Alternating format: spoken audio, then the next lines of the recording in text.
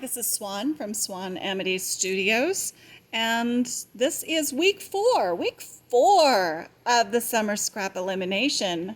It's been super this year so far. I've really been enjoying it. With this week's video, we are going to backtrack to the video that I wanted to give you last week. Thanks to my fabulous display of control of my feet and my wonderful dive face first into the cactus in my yard last week. We didn't get to have a video last week, so let's have one now. Today, what I would like to show you is a really wonderful quilting idea that does not require that you be really good. It just requires that you be able to make a wiggle and that you be able to fill up a wiggle. So let's take a look at that because I think this is fun. We're going to drop our needle down into the very center of one of the pieces that we did for last week. And then we're going to pick up one of our self-threading needles and grab the bobbin thread from underneath.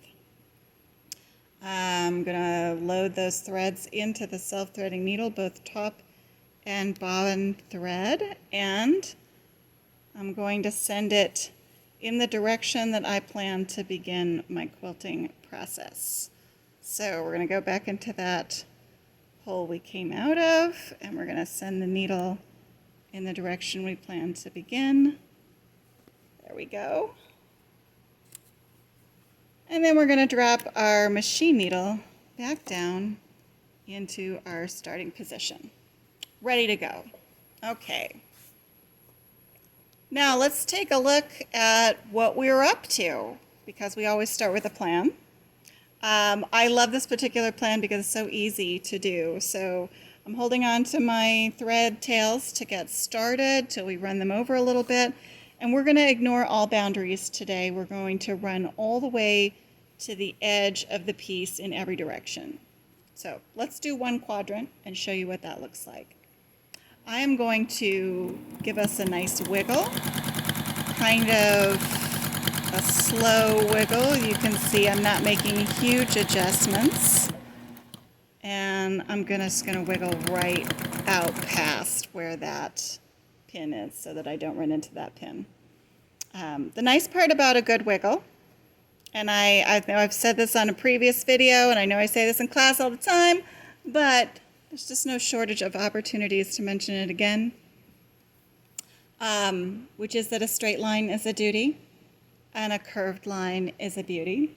So whenever you make a wiggle, there's just no way to wiggle wrong. There's no such thing as a bad wiggle. We're going to trim off where we started with our little tail. Did that off camera there. And then I'm just going to move the needle over. And I'm going to wiggle back towards that original spot in the center. Just a wiggle. It does not matter if it matches the previous wiggle or not. Oh boy, I hope this purple thread shows up well enough for you to be able to see it. Okay, so we have two wiggles. Don't they look fabulous? Let's throw another light on there.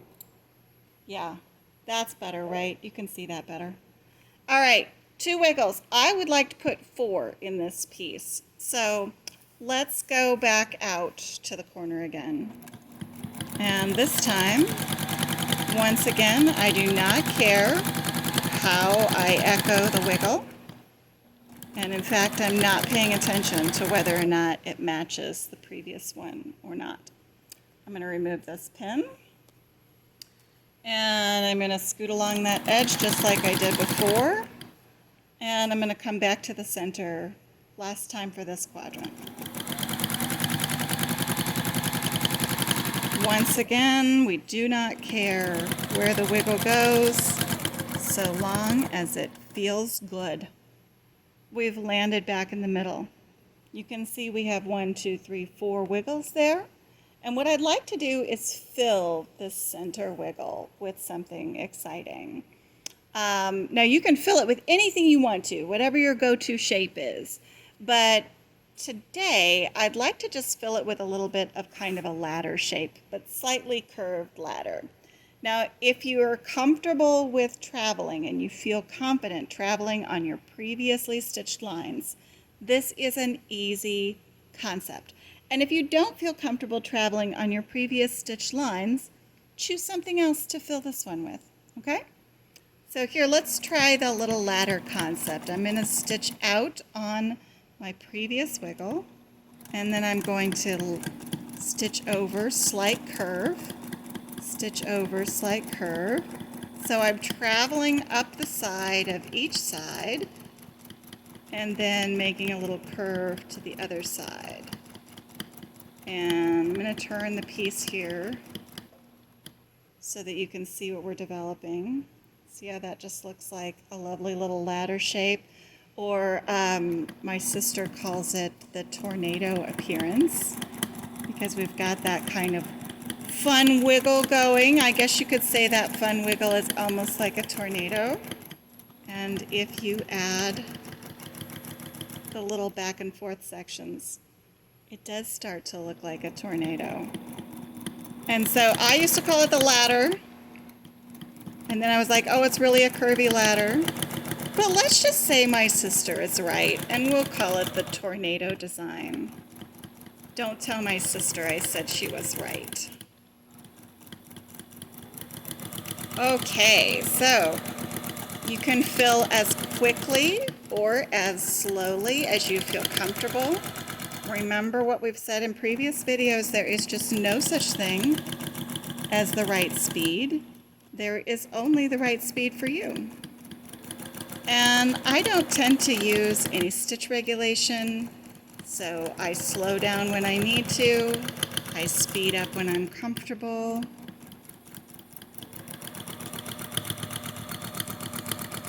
And you will find the pace that works best for you. No one right answer. As we come out to the edge of this corner, there's no longer any little wiggle to guide where you're going next. So then I just kind of echo my previous line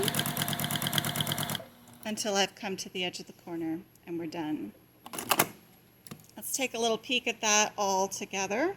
Isn't that beautiful? I just love how that works. So I'll do one of those in each quadrant, here, here, and here. And that will be enough quilting for this particular piece. If I want to, I can also come back in and put those tornado shapes into these sections here in the middle so that these alternate tornado, no tornado, tornado, no tornado, all the way around. And you can decide, do you want more fill or do you want less fill? Both ways are beautiful. Thank you for joining me for the summer scrap elimination and this fun video on the tornado stitch. And I hope that you are having a fabulous summer cutting up your scraps and putting them back together in super fun ways. I can't wait to see what you're making. Be sure that you visit us on Facebook, check out everything, like the YouTube channel so that you can see our next videos. We will be giving you some more fun stuff. Happy quilting!